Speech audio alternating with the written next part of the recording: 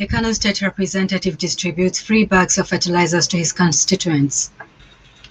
Farmers suffer loss of up to 40% annually because of plant pests and diseases. Nigeria's president is in Brazil to attract investors to the country's agricultural opportunities.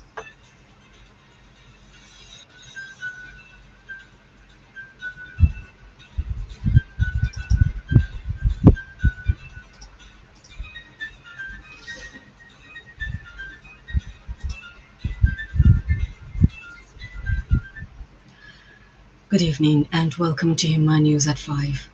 I am Nunanba, Agabus Eridan.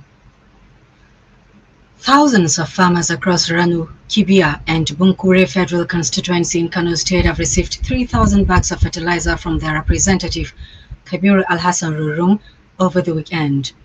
The distribution, which took place in Ranu, is expected to reach over 5,000 farmers in the three local governments. Kabir Al-Hassan Rurum said this is part of his commitment to support his constituents' hard-working farmers, adding that increasing food production is not only beneficial to their households alone, but also a key to tackling hunger and inflation in the country. Many farmers at the event described the fertilizer distribution as timely and necessary. One of the beneficiaries, Yusuf Abdullahi from Bunkuri, said the fertilizer distribution was a big relief for him, as the commodity is currently very expensive and many of them had lost hope, adding that the support will prevent them from buying the fertilizer on credit. Another beneficiary, Salisu Idris, a maize farmer from Kibia, said he was thinking of reducing the size of his farm this year because he could not afford to buy fertilizer and appreciated the representative for the kind gesture. Rurum said he would continue to focus on agriculture and other pressing needs in his constituency. Women in Bendege, Ekiem, and Abia communities in Etunk local government area of Cross River State have threatened to go nude if the state government goes ahead to privatize the cocoa plantation in their two communities. The state government has issued an intention to privatize some cocoa estates in many communities, especially those in Bendege, Ekiem, Abia, and nearby communities.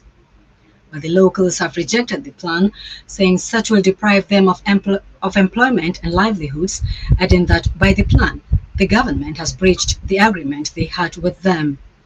The Bendege Ekiem women issued the threat when they again protested the government's plan on Friday.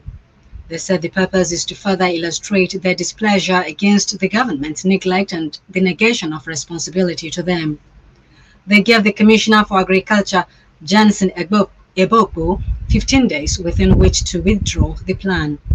Speaking, the women leaders Ntunkai Mariobi and Helen Oga charged the commissioner to dialogue with leaders of the community on the issue to enable them to know the next line of action on the issue.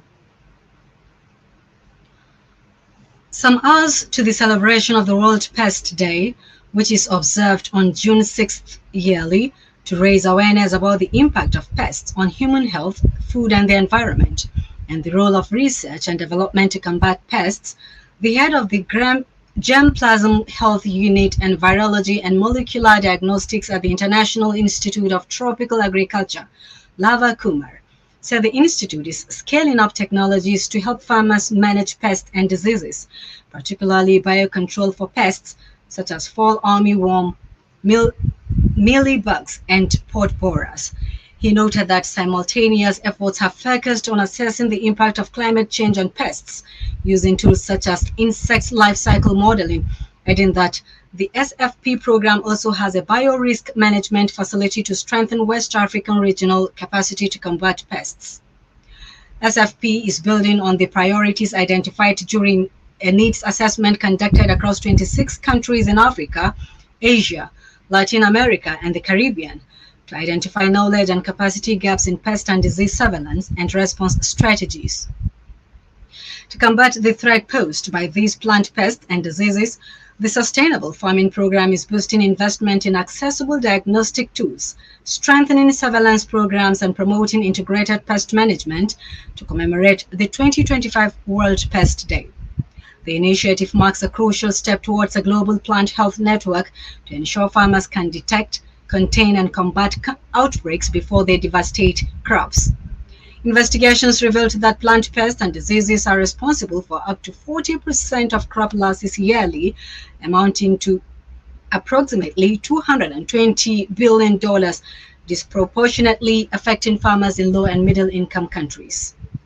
This lingering challenge has been linked to climate change, trade, and agricultural intensification, majorly driving the increased outbreaks of pests and diseases.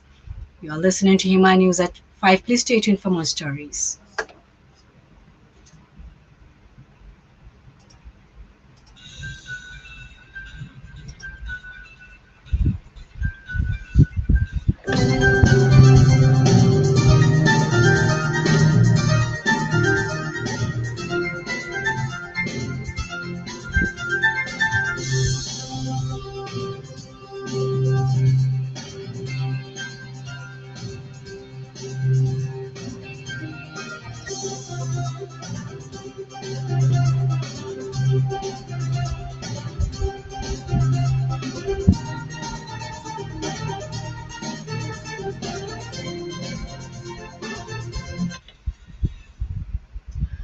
Thank you for staying with us. Today, being July 5th, 2025, is World Cooperatives Day. It is set specially in a year to commemorate how cooperative groups, be it agriculture, finance, health, among others, form a platform with the motive of finding solutions to challenges peculiar to them and stipulate policies towards their development. Our reporter, Aliyu Aminu Fasihi, tells us more about agricultural cooperative.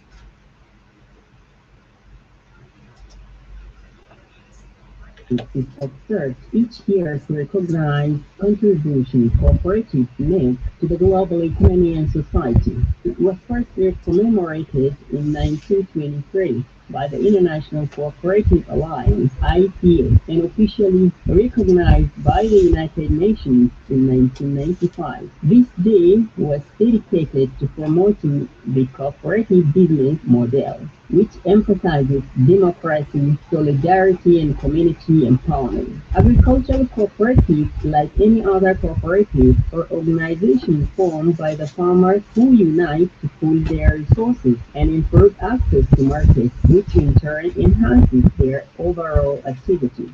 They also help smaller farmers to compete with larger business, providing them with the necessary resources and bargaining power. The key benefits of agricultural cooperatives are considered as market access and fair pricing, shared resources and economies of scale, increased bargaining power, training and capacity building, access to credit and financial services, and community and social stability.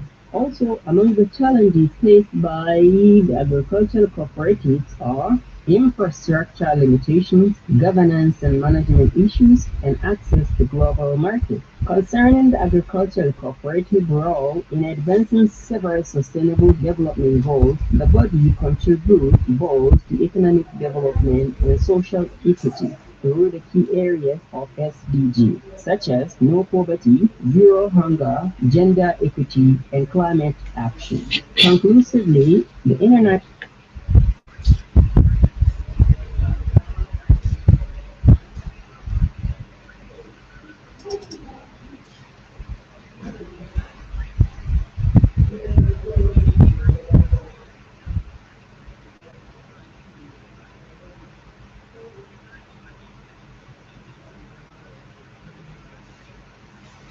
Thank you, Fasihi. The federal government says it is prioritizing private capital, research, and coordinated action to drive mechanization, processing, and full commercialization to transform the agricultural sector. Nigeria's Vice President, Kashim Shettima, who gave the assurance in his opening address at an event organized to mark the World Cassava Day 2025, described cassava as a strategic national asset with cross-sector potential, as according to him, cassava cuts across food, fuel, pharmaceuticals, and even textiles and construction. He also highlighted the government's shift from subsidies to more sustainable investment-driven approaches. The ceremony, which attracted more than 200 stakeholders from across Nigeria's agricultural and investment sectors, was convened at the office of the Vice President with the theme Farm to Global Markets, Driving Industrialization, Food Security, and Exports. It also brought national attention to cassava's untapped economic potential. The forum was hosted by Cavista Holdings in collaboration with the Office of the Vice President and the Project Management Office of the Senior Special Assistant to the President of Nigeria on Agribusiness and Productivity Enhancement, Kingsley Uzoma.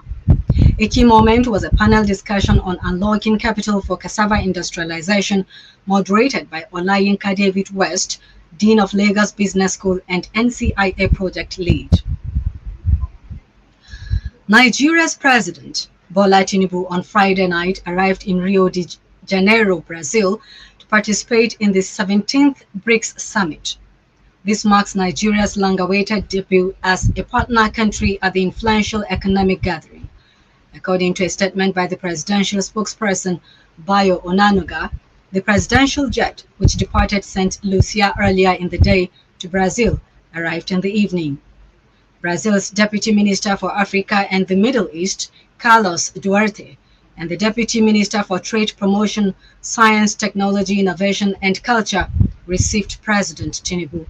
According to the statement, the Nigerian leader will attend a bilateral meeting hosted by President Lula da Silva on Saturday ahead of the summit on June 6th and 7th.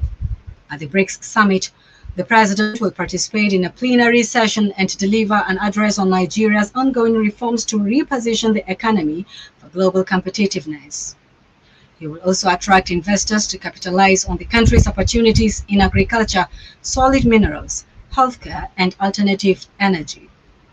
Ahead of the Leaders Summit, the political negotiators of BRICS brainstormed over aligning more commitments to combat socially determined diseases, artificial intelligence governance, and climate finance.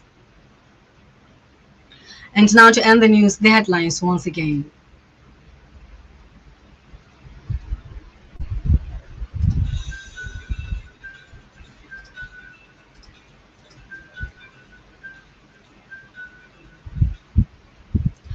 A Kano State representative distributes free bags of fertilizers to his constituents.